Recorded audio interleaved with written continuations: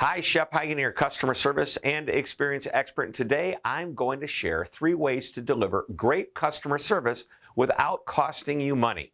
I recently wrote an article in Forbes about how to get customers to pay more.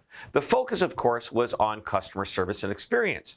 Research has irrefutably proven that customers will pay more for a better experience. Research has also irrefutably proven that customers will leave you for your competition if you don't give them the service that they expect. Now, one of my Forbes readers, Daniel Rodriguez, sent in an interesting comment. He said, "What's interesting is that better service is correlated to higher willingness for the customer to pay more. But that doesn't mean that a business has to spend more on customer service to get these results." Now, this reminds me of something my good friend Kim Tucci used to say. It doesn't cost much more to go first class. Now, I wasn't talking about upgrading a coach seat on an airplane to a first class seat. He was talking about how, in general, doing right in a classier manner doesn't usually cost much more, if anything at all. It's the same for certain aspects of customer service. First, the department that is often referred to as customer service should not be viewed as a cost center. Done right, it is what makes your company profitable.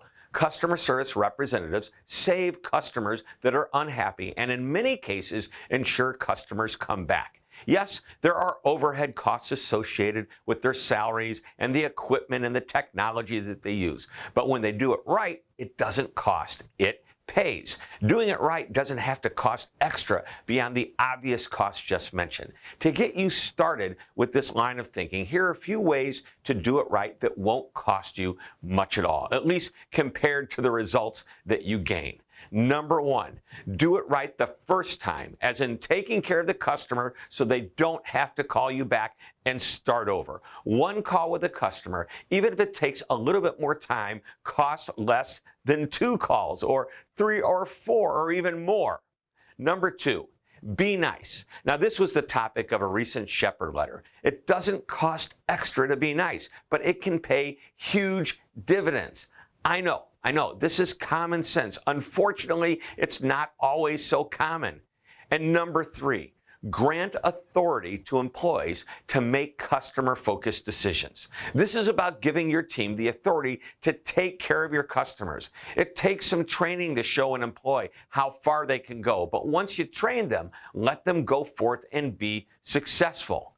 Customers love dealing with people who can make decisions. This can be summed up in one word: empowerment. Now, none of these ideas cost much at all. As a matter of fact, doing it right the first time saves you money. Being nice doesn't really cost anything. Empowering employees does cost a little, as you have to train people with what they can do and how far they can go, but the payoff is big. In the end, how much does it really cost to give great customer service? Well, not that much. Well, I hope you enjoyed this short lesson. Thank you very much for tuning in. This is Shep Hyken, reminding you to always be amazing.